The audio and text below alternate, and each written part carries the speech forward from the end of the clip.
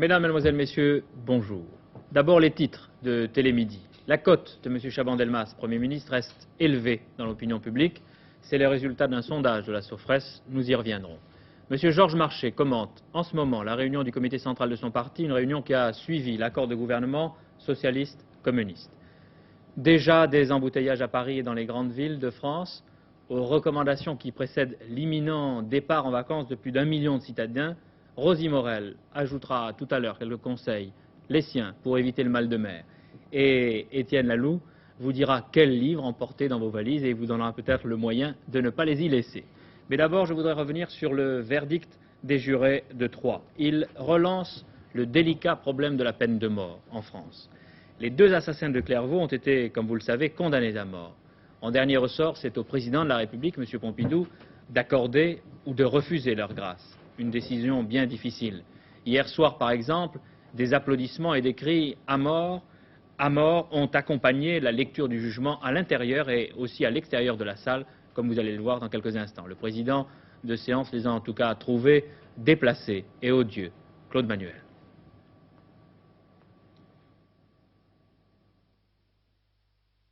Silence! Expulsez cet individu! Expulsez cet individu qui s'est levé pour applaudir! C'est honteux! Ce seul mot du président Robert peut qualifier ces applaudissements à la mort de 2 hommes. 19h59, la foule est si importante qu'il a fallu placer un haut-parleur à l'extérieur de la salle d'audience. Le dernier espoir fou vient de s'étreindre pour Claude Buffet et Roger Bontemps. À toutes les questions, les jurés ont répondu oui, coupable, pas de circonstances atténuantes pour Bontemps. En leur âme et conscience, les jurés chargés de rendre la justice des hommes ont prononcé la mort 2 fois. Pour cet homme, le mari de l'infirmière victime, pour tous ceux qui ont assisté à ces 4 jours d'audience, des phrases résonnent encore à l'esprit. La froideur de Claude Buffet, sa déclaration, toute de fureur retenue, d'un calme effrayant. Ces mots aux jurés, jugez-moi bien, mais n'oubliez pas que vous jugez aussi la justice et l'administration pénitentiaire. Avant de quitter le palais de justice, une dernière fois, Bontemps avait annoncé qu'il formulait un pourvoi en cassation. Claude Buffet refuse. Alors 2 mots, grâce présidentielle, grâce qui pourrait s'exercer sans que les condamnés la demandent.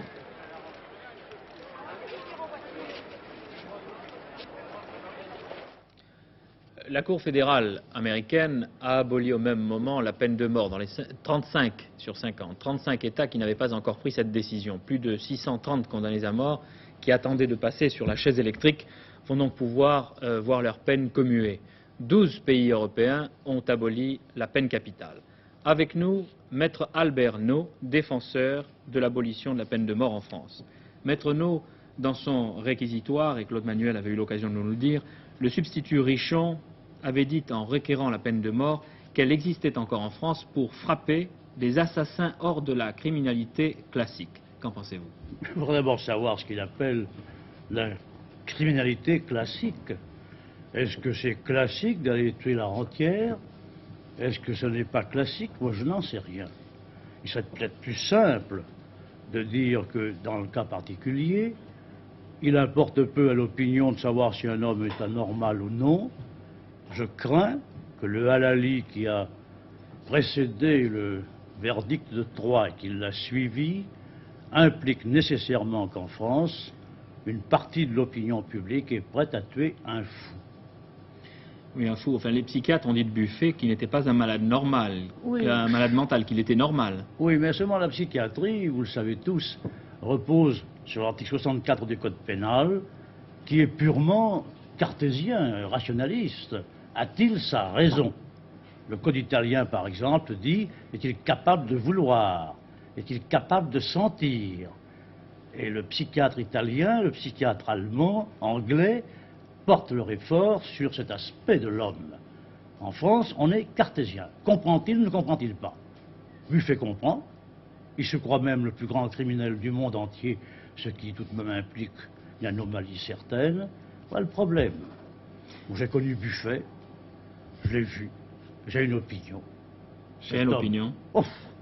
J'avais même un rapport d'expert à l'époque qui paraît un peu différent de celui qui a été mis en avant à Troyes. On disait un pervers total. Qu'est-ce que c'est qu'un pervers? Il est né pervers. Alors, est-ce qu'il méritait autre chose que la peine capitale? Bon, mérité, moi d'abord je suis contre la peine capitale, mais il me semble que cet homme enfermé à vie, ça pouvait satisfaire la société, surtout lorsqu'il était déjà enfermé à vie. Alors là j'aborde le problème des prisons. M'excuse, mais peut-être que ça vous intéressera-t-il. Comment Buffet se promenait dans la prison de Clairvaux comme un plombier qui va réparer les robinets. Il avait accès partout, il était libre. Alors quoi? Son dossier psychiatrique n'avait pas suivi. On ne savait pas qui il était. Un pervers total, dangereux, paranoïaque, enfin. Ça me paraît impensable. Alors justement, il y a un argument qui prétend que si on ne condamnait pas à mort Buffet et Bontemps, d'autres détenus qui, comme eux, n'ont rien à perdre, pouvaient également provoquer de tels crimes. Moi, je veux bien qu'on pense ce que l'on voudra. Mais alors, quel est le problème allemand? On n'a pas la peine de mort en Allemagne des Buffets. Il y en a peut-être. En Italie, en Angleterre, en Amérique maintenant. Les États-Unis viennent d'abolir la peine de mort. Est-ce qu'il n'y aura pas pour autant des gens mécontents dans les prisons? Et puis enfin, la prison. Justement, on a beaucoup critiqué pendant le procès l'administration pénitentiaire, et c'est ma dernière question. Oui. Est-ce que vous pensez, Maître No, que quelque chose peut changer dans les prisons françaises? Moi, je m'abrite d'abord devant un très grand bourgeois qui n'est pas suspect d'être favorable aux truands. C'est M. Schmelk, avocat général de la Cour de cassation, qui a présidé la commission d'enquête sur les prisons. Il conclut dans beaucoup de cas que les prisons françaises sont médiévales. L'autre jour, je plaidais à Nancy, j'apprenais qu'il y avait un lavabo pour 35 hommes, 20 minutes au total pour 35 hommes, c'est du Moyen-Âge. Enfin, en tout cas, nous avons posé à plusieurs reprises ici même le problème des prisons en France, et M. Schmelk a eu l'occasion de dire ce qu'il pensait dans l'actualité en question, par exemple au cours des journaux d'information première. Je vous remercie, Maître No, d'être venu nous voir après ce verdict, et en tout cas, on peut penser, sans exagérer, que le problème de la peine capitale en France est une nouvelle fois posé. Les affaires politiques, M. Chaban-Delmas, je le disais tout à l'heure, conserve une cote élevée parmi vous dans l'opinion publique. C'est ce que révèle un sondage de la Sofres que vient de publier l'hebdomadaire Les Informations. Pour 49% des Français, il est le mieux qualifié parmi les hommes de la majorité pour rester Premier ministre. 31% sont d'un avis contraire et 20% n'ont pas d'opinion.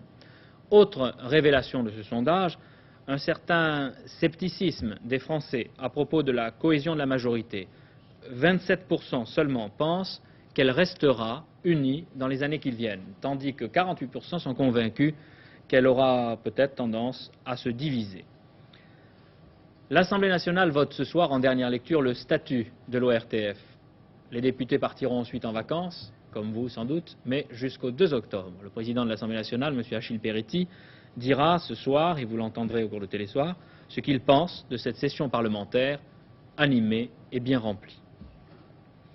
Après l'accord de gouvernement conclu entre les socialistes et les communistes, après la réunion du comité central de son parti, le Parti communiste, M. Georges Marchais reçoit en ce moment la presse et par conséquent pour nous Hervé Chabalier. Je l'appelle en direct, j'espère l'avoir.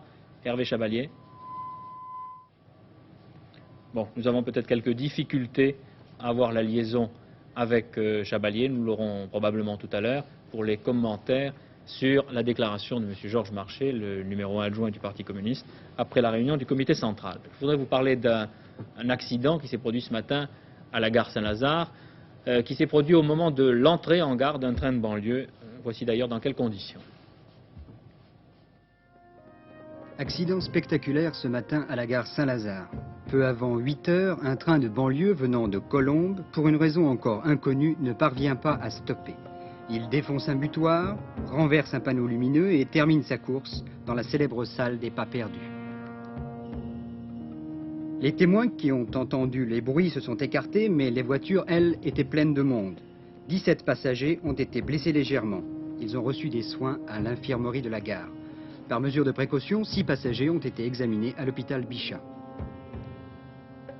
Une enquête est en cours pour connaître les causes exactes de cet accident. Je reçois à l'instant une dépêche de l'agence France Presse. La voiture dans laquelle M. Chaban-Delmas circulait ce matin vers 10 h, quai d'Orsay, a été heurtée par la voiture qui la suivait. Le Premier ministre, M. Chaban-Delmas, n'a pas été blessé, mais il y a eu quelques dégâts dans les deux voitures. Habib Bourguiba, à l'hôtel de ville, pour sa dernière journée officielle en France, Le président tunisien a été reçu à l'hôtel de ville. Il offre un déjeuner en l'honneur du président Pompidou, qu'il reverra plus tard, cet après-midi, pour prendre congé du président de la République. Le président Bourguiba, je vous le rappelle, doit prononcer ce soir une allocution télévisée après le journal de Télésoir. Après 7 semaines d'interruption, les négociations à la conférence de Paris vont reprendre le 13 juillet, avenue Kléber à Paris. Le président Nixon l'a révélé lui-même hier soir à son peuple. Conférence de presse télévisée par toutes les chaînes nationales, consacrée essentiellement au Vietnam. 3 points principaux. Les Américains acceptent de reprendre la conférence publique à Paris à partir du 13 juillet.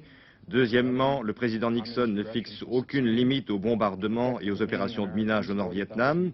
Celui-ci, le Nord-Vietnam, contrairement à ce qui s'était passé en 1968, ne subordonne donc pas sa participation à l'arrêt de la guerre aérienne. Troisièmement, cette guerre aérienne continuera jusqu'à l'instauration d'un cessez-le-feu et jusqu'à la libération de tous les pilotes américains détenus au Nord-Vietnam. Le président Nixon explique alors que la poursuite de la guerre aérienne est un élément, un facteur de marchandage. Il explique ici que l'expérience acquise cette année dans ses discussions avec les communistes lui ont appris que les communistes, dit-il, ne lâchent rien contre rien. Sans cette pression que constituent les bombardements et les opérations de minage, ils ne lâcheront rien.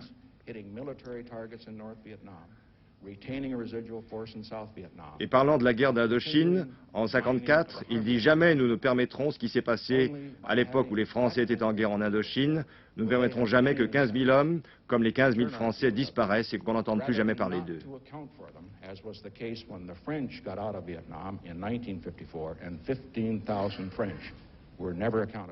À Paris, les délégations de Hanoï et du GRP, le gouvernement révolutionnaire provisoire du Sud-Vietnam, feront connaître cet après-midi leur réaction aux propositions du discours du président Nixon que vous venez d'entendre.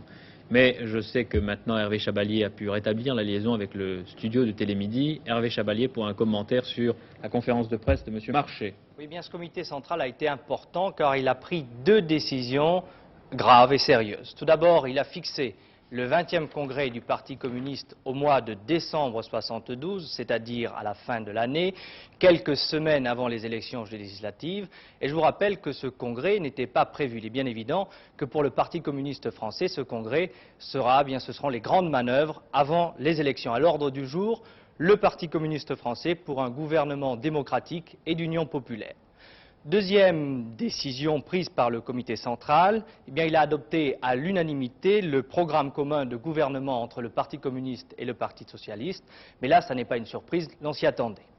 Monsieur Marché, que nous allons voir dans quelques instants sur ces images, au cours de la conférence de presse, a estimé que ce programme était plus qu'un pas en avant, qu'il crée en fait une situation politique nouvelle. C'est un événement sans précédent, a-t-il dit, dans l'histoire des rapports entre nos 2 partis depuis 1920.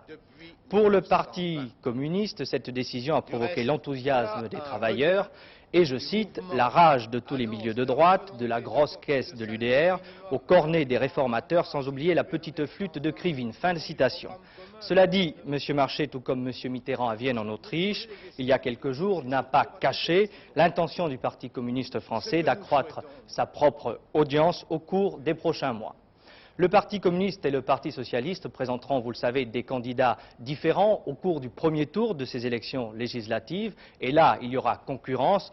La bataille sera dure. Le Parti communiste et le Parti socialiste espèrent bien chacun arriver le plus fort dans cette union de la gauche. À vous, Jean-Pierre. Merci. On vient d'avoir de Londres la confirmation que des essais nucléaires français ont bien eu lieu dans le Pacifique. C'est une dépêche qui vient de Londres. Le Foreign Office vient d'annoncer qu'il avait la confirmation de sources indépendantes qu'une explosion nucléaire française a bien eu lieu dans le Pacifique le 25 juin.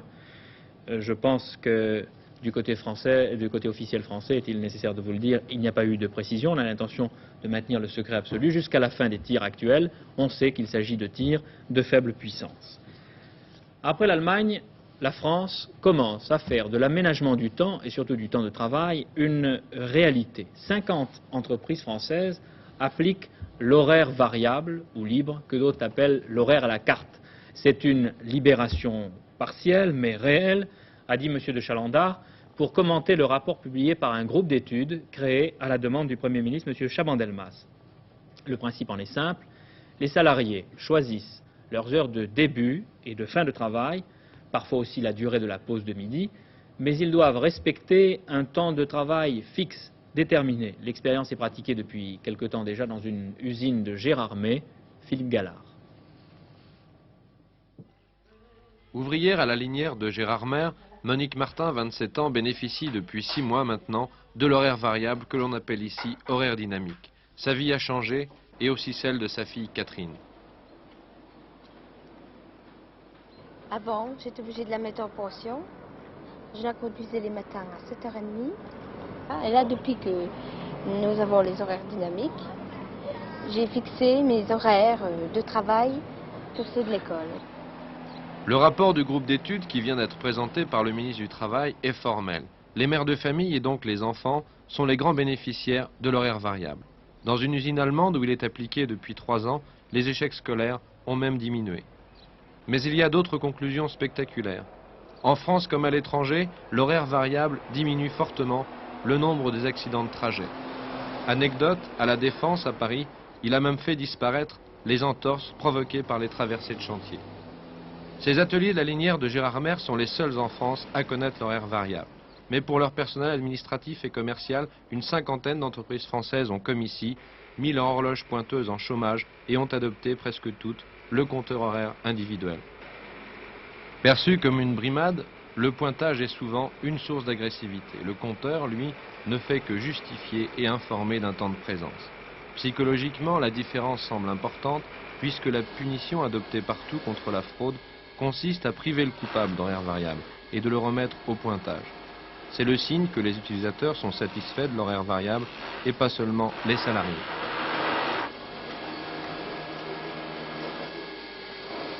L'absentéisme tout de même dans nos ateliers a diminué de 50%.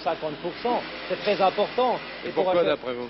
Eh bien, pourquoi? Parce que le personnel peut récupérer davantage, peut sortir quand il en a besoin. Donc, toutes ces heures qui étaient perdues au point de vue production sont récupérées. Est-ce que vous avez senti un changement dans l'ambiance de l'atelier? Les conditions de travail sont améliorées, le personnel est nettement détendu, les ouvrières qui arrivent au travail sans contrainte horaire, en esprit, sont beaucoup plus perméables à la discussion, même au contact avec la hiérarchie. Pour l'entreprise, peu d'inconvénients. Après quelques jours de flottement, tout rentre dans l'ordre, chacun a son horaire, mais l'horaire de chacun est très stable. Chaque matin, par exemple, les deux mêmes ouvrières prennent cette navette de 11h30 pour rentrer chez elles. Chaque jour, à midi moins le quart, Monique Martin va faire ses courses, puis préparer le repas. Il sera prêt quand sa fille et son mari arriveront. Des avantages pour les salariés, des avantages pour le patron. Jusqu'ici, les syndicats sont plus ou moins d'accord. Mais dans des déclarations jointes au rapport du groupe d'études, où tous, sauf la CFDT, étaient représentés, ils signalent les dangers possibles de l'horaire variable. Ici, à Lain-Vosges, l'expérience est placée sous le contrôle du comité d'entreprise. Mais abusivement utilisé, il pourrait permettre, selon eux, de peser sur les durées de travail ou de masquer les besoins en moyens de transport, en crèche ou en maternelle.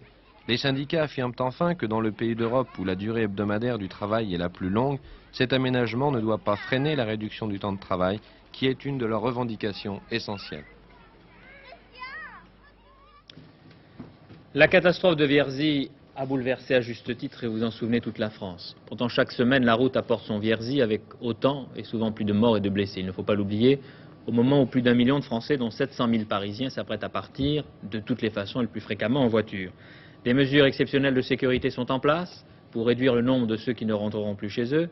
35 000 gendarmes et CRS, des hélicoptères, des avions. Beaucoup dépend maintenant de votre propre responsabilité de conducteur. Beaucoup ont choisi pour les vacances les côtes de l'Atlantique ou de la Méditerranée. On note en effet un certain succès des activités sportives liées à la mer. Si vous aimez la voile ou la chasse aux requins, si vous appréciez les promenades en mer, soignez votre oreille. Une partie de votre oreille, celle qui est responsable du mal de mer. D'où viennent ces troubles provoqués par le mal de mer? Comment y remédier? Une enquête de Rosie Morel. 10,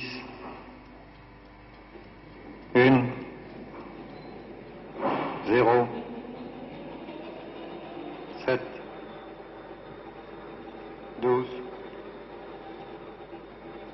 9, 8, 9. Alors, ce manège a été construit pour tester l'efficacité des produits contre le mal de mer et il a été conçu de façon à reproduire tous les mouvements qui provoquent justement l'apparition de ces malaises. Comment se déroule l'expérience? Le sujet donc est assis sur le manège qui est mis en rotation. Il est donc soumis à une accélération linéaire constante. Et pour provoquer l'apparition des troubles, on lui impose un mouvement de la tête dans différentes directions en lui demandant, par l'intermédiaire d'un magnétophone, de remettre les différents cadrans à l'heure indiquée par le magnétophone. 8. L'origine du mal de mer se situe dans la stimulation par les mouvements de récepteurs qui se trouvent au niveau de l'oreille interne. Il s'agit essentiellement des canaux semi-circulaires et de l'utricule. Et ce sont des récepteurs donc qui sont stimulés par des variations de mouvement, des accélérations. Est-ce qu'on a la preuve que c'est bien cette partie de l'oreille interne qui est concernée dans le mal de mer? Une preuve directe a consisté à stimuler ces organes sensibles. Et effectivement, lorsqu'on stimule aussi bien l'utricule que les canaux semi-circulaires, on provoque, ces expériences ont été faites chez l'animal bien sûr, on provoque l'apparition de malaises identiques à ceux du mal de mer. Inversement, chez des sourds-muets, chez certains sourds-muets qui sont atteints de lésions de cette oreille interne, eh bien, on n'observe pas de mal de mer. Ce sont des gens réfractaires au mal de mer. Est-ce que vous avez des conseils pratiques à donner sur la manière de se protéger des mouvements? Par exemple, y a-t-il une place privilégiée sur un bateau? Eh bien, sur un bateau, par exemple, il faut choisir l'endroit qui est le moins soumis au mouvement d'ascenseur, c'est-à-dire à peu près au centre du bateau. Et un avion? En avion, c'est également au centre de l'avion que l'on risque moins d'être malade. Et en voiture? Eh bien, en voiture, c'est encore les places avant qui sont conseillées. Mais je pense que le conseil principal que l'on peut donner en voiture, comme d'ailleurs dans tout mode de transport, c'est d'éviter les mouvements de la tête par rapport au corps. En effet, ces mouvements s'ajoutent aux mouvements du véhicule et donc amplifient les stimulations des organes sensibles. Que pensez-vous de la pratique qui consiste à faire pendre une chaîne à l'arrière d'une voiture? Eh bien, cette pratique répandue correspond à une idée selon laquelle l'électricité statique des voitures aurait une incidence sur l'apparition des malaises. En fait, expérimentalement, on n'a pas pu prouver l'action de cette électricité statique. Il n'en reste pas moins vrai qu'il y a un aspect psychologique dans cette affaire et que le fait de croire que le moyen vous protège peut suffire à vous protéger effectivement. Il n'y a pas de médicament curatif du mal de mer, il n'y en a que de préventif. Il peut y avoir des médicaments curatifs, mais la meilleure façon, c'est de prévenir encore. Il y a des tas de médicaments qui agissent sur les différents stades des réflexes. Par exemple, vous avez des médicaments qui vous baissent l'excitabilité de votre labyrinthe, de votre oreille moyenne. Vous en avez d'autres qui baissent l'excitabilité générale, qui diminue la réaction du système nerveux. Vous en avez d'autres qui agissent directement sur le centre de vomissement. Est-ce que tout le monde peut prendre ces médicaments et n'importe lesquels au Non, pas tout le monde, parce qu'il y a des médicaments qui peuvent avoir des effets secondaires. Et en particulier, il y a certains médicaments qui sont déconseillés chez les femmes enceintes et chez les enfants au-dessous de 12 ans. C'est-à-dire qu'il faut s'entourer d'un conseil médical. Il faut s'entourer d'un conseil médical. Également pour les doses. Également pour les doses. Est-ce qu'il est conseillé de se coucher quand on a le mal de mer? Ah, c'est la meilleure façon. Si vous n'avez rien à faire à bord, il vaut mieux vous coucher. Vous mettez au repos vos canaux semi-circulaires, tous les organes d'équilibration de l'oreille moyenne. Et en général, ça entraîne une amélioration très nette. Alors, Rosie Morel, en dehors des conseils, en dehors des médicaments qu'on vient de proposer, qu'on vient d'entendre, quels conseils pratiques vous pouvez donner? Eh bien, ils sont de plusieurs ordres. Digestif, d'abord. Il faut mieux, disent les marins, avoir l'estomac plein et bien plein. Il faut éviter le vin blanc, le café, les boissons gazeuses et même le champagne, réputé antinauséeux. Premier point. Deuxième point, les odeurs aggravent le mal de mer. Même un parfum, qui normalement serait bien supporté. Troisième point, la vue. La vue de quelqu'un de malade a un impact. Parce que il y a une composante psychologique au mal de mer. Elle ne suffit pas à le créer, nous l'avons vu dans le film, mais elle existe et elle le complique, elle l'aggrave. C'est pour ça que de vieux médicaments de bonne femme qui n'ont aucune valeur en soi, aucune valeur médicale, le cachet de sel sur l'estomac, ou plutôt le petit sac de sel, le persil, etc., peuvent protéger en partie à cause de l'impact psychologique. Merci Rosie Morel. Je viens de recevoir cette dépêche qui m'annonce la disparition, la mort de Bobby Lapointe, que vous connaissiez sans doute, qui était un chanteur, un fantaisiste et un acteur aussi. Il avait 50 ans, il était né à Pézenas. Mais Rosie Morel, vous connaissez bien Bobby Lapointe, je crois que c'était d'ailleurs un de vos amis. Écoutez, oui, je suis très émue, je le connaissais depuis l'enfance, c'était un être merveilleux, le bohème au cœur d'or et enfin, je ne sais pas si sa famille regarde, mais il y a beaucoup de gens qui le pleurent avec eux parce que c'est quelqu'un de très chouette et très courageux devant la mort qui vient de disparaître. Il avait un cancer. Il avait un cancer, il le savait, il a fait tout ce qu'il fallait, mais il n'en parlait jamais. La première tentative de sauvetage en mer de Chichester a échoué à cause de l'état de la mer, à cause aussi sans doute de l'état de Chichester. Il a demandé au bateau qui était venu le secourir de partir. Partez, partez, go away, leur a-t-il dit. Il a décidé de revenir à Plymouth, seul, par ses propres moyens, sans l'aide de personne, malgré l'âge, la fatigue, la maladie et l'état de la mer. La culture. Qu'est-ce que c'est la culture? Après plusieurs mois de travail, les académiciens ont défini la culture, je les cite, le génie humain ajouté à la nature pour en modifier, en enrichir et en accroître les dons. Le livre, s'il est bien choisi, est un des meilleurs moyens culturels, n'est-ce pas? Et le temps de la lecture, c'est peut-être le moment des vacances, Étienne Laloux.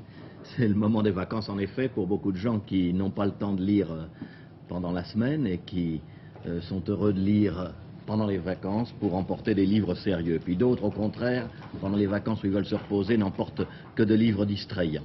Alors pour eux, j'ai choisi d'abord un livre qui est éminemment de vacances. C'est le nouveau cours de navigation des Glénans. Le nouveau cours de navigation des Glénans est un ouvrage que certains croient connaître déjà, puisqu'il y a eu un premier cours de navigation des Glénans il y a 10 ans, mais celui-ci n'est pas une réédition, c'est beaucoup plus, c'est un nouveau cours. On connaît l'école des Glénans, qui est la grande école française d'initiation à la voile et à la pratique de la croisière. On parle naturellement avant tout de 25 ans d'expérience des Glénans dans ce livre, qui a 800 pages, qui est plein de croquis, de schémas, de photos, de cartes, qui est un livre très passionnant et très bien fait pour tous ceux qui aiment la voile, malgré ce qu'on vient de nous dire, et du mal de mer et du calvaire de Sir Francis Chichester. Le livre comporte 5 grandes parties, le bateau, la manœuvre, l'équipage, la météorologie et la navigation elle-même. Et je crois qu'il renvoie à la nuit des temps le fameux dicton qui courait autrefois dans la marine, qui disait « Qui va en mer pour son plaisir, irait en enfer pour passer le temps ». Eh bien, les gens qui font de la voile maintenant ne sont plus des monstres et ne sont plus des masochistes. Et ce livre rend accessible à tous la pratique de la voile, en même temps qu'il enseigne une chose essentielle qui est l'esprit de la mer et, comme le dit le livre, les paysages de la mer, car la mer a ses paysages exactement comme la terre. Et c'est cela qu'on apprend quand on navigue. Je voudrais vous recommander aussi un livre amusant et intéressant, La chasse au bonheur, par Roger-Paul Drut et Antoine Gallien. La chasse au bonheur porte en sous-titre « Les nouvelles communautés en France ». Alors naturellement, les spectateurs vont saliver, ils vont se dire c'est un livre amusant. Politique. Bien non, c'est pas un livre pas amusant, c'est pas un livre politique et c'est pas un livre sexuel. C'est une enquête sympathique et objective sur tous ces jeunes gens qui abandonnent les villes et qui vont vivre dans des fermes en Lozère, en Ardèche, etc. et qui essayent de vivre ensemble et de s'aimer ensemble, ce qui pose des tas de problèmes. Les auteurs ne sont ni pour ni contre, ils ont fait une enquête, on voit des échecs, on voit des succès, on voit des difficultés, on voit que ça n'est ni le paradis ni l'enfer. On voit qu'il y a aussi bien des ouvriers que des bourgeois. On voit aussi que le sexe joue un rôle mais n'est pas tout. Et on voit surtout qu'il y a dans tout ça quelque chose à la fois de très sympathique et de très enfantin. Le livre est publié chez Kalman Levy. Enfin, je voudrais dire un mot des 2 prix de l'Association des journalistes universitaires. Un petit livre, La faute à Voltaire, un tout petit livre comme vous le voyez, La faute à Voltaire par Nelsia Delanoë, qui est publié au Seuil, et un très gros livre, lui, un très gros livre qui est dû à Fernand Houry et Aïda Vasquez, et qui s'appelle « De la classe coopérative à la pédagogie institutionnelle ». C'est un titre assez pédant, mais le livre, lui, est très riche, plein d'enseignements. Il est publié chez Maspero. De ces 2 livres, l'un qui est plus passionnel et l'autre qui est plus scientifique, ressort tout de même que l'enseignement traverse actuellement une crise, que les pédagogues, par tous les moyens et chacun à sa manière, s'y intéressent, et que c'est peut-être de tout ça que sortira la vérité de demain. Ce prix de l'Association des journalistes universitaires n'est pas une somme d'argent, il est fait de gomme et de crayons. Alors on peut penser que les gommes c'est pour effacer le passé et que les crayons c'est pour écrire la pédagogie de l'avenir. Merci Étienne Laloux, nous vous retrouvons vendredi prochain ici même. La bourse, après toutes les secousses monétaires européennes, comment la semaine se termine-t-elle à la Bourse de Paris, Michel Tardieu? Eh bien Jean-Pierre, à la Bourse aussi, on parle des livres, mais pas avec Étienne Laloux, on parle des livres qui continuent de baisser. La livre britannique aujourd'hui a subi une décote de l'ordre de 6%, 5,8 exactement. C'est un petit peu inquiétant car depuis 3 jours, le mouvement va toujours dans le même sens. Donc à la réouverture des marchés, il ne s'était rien passé, mais il semble que depuis, les choses se sont un petit peu aggravées. Alors finalement, les boursiers n'ont pas tellement le moral, et vous le verrez tout à l'heure, le marché de Paris n'est pas très bon. Il y a des exceptions, ce sont les valeurs allemandes. Les valeurs allemandes, elles, se portent très bien. D'ailleurs, d'une façon générale, les valeurs étrangères sont pas mal aujourd'hui, mais principalement les allemandes. Alors, je ne sais pas si c'est l'annonce de la démission possible de M. Schiller qui a encouragé les gens à acheter les valeurs allemandes. Vous savez que le ministre allemand des Finances a menacé de démissionner parce qu'il n'est pas d'accord avec les mesures que vient de prendre le gouvernement allemand pour se protéger contre les capitaux, des mesures qui sont, dit-il, dirigistes, et pour l'instant, l'Allemagne devrait voir un changement de ministre des Finances, mais ce n'est pas la première fois que M. Schiller menace de démissionner, donc il faut attendre un petit peu pour savoir ce qu'il va faire exactement. Paris, de toute façon, n'est pas seul à baisser en ce moment. Wall Street est assez mauvais. Wall Street baisse parce que les Américains s'inquiètent de la nouvelle hausse des taux d'intérêt dont je vous parlais hier.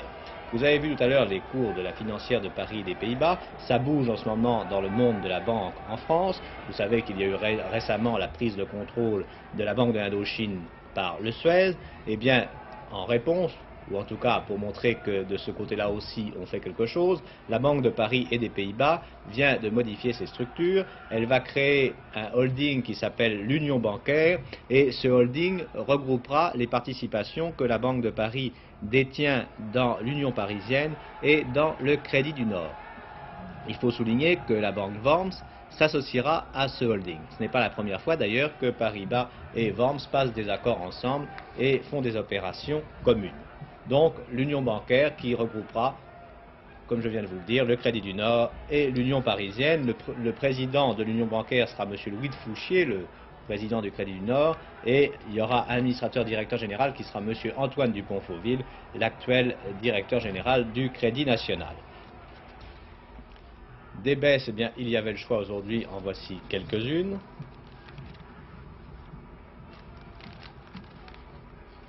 Et puis quelques hausses, à souligner que la Paternelle, qui avait reperdu du terrain ces derniers jours, gagne 2 francs aujourd'hui.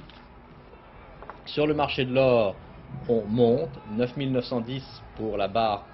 Non, excusez-moi, je me trompe, on est en baisse, on était à 9950 hier, on est à 9910, donc c'est le lingot qui prend 10 francs à 9950 alors qu'il était à 9940 hier, mais le sens du marché à Londres était plutôt à la baisse. Ce matin, les cours étaient en baisse, je crois, sur le kilo, de quelque chose comme 60 cents par once. Le Pinet, lui, gagne 40 centimes. Ici la Bourse de Paris, à vous Jean-Pierre Elkabbach. Merci Michel. Je vous parlais tout à l'heure du léger accident de la voiture du Premier ministre, M. Chaban-Delmas, a subi un examen médical de contrôle qui s'est révélé négatif. Il a procédé dans la matinée à des arbitrages à l'hôtel Matignon avant d'assister au déjeuner offert par le président de la République tunisienne, M. Habib Bourguiba. Les saints du jour, Saint Adolphe et Saint Martial. Saint Martial, envoyé spécial de Rome pour évangéliser la Gaule, est devenu le premier évêque de Limoges, mort vers la fin des années 200. Voilà pour l'actualité. Merci. Au revoir.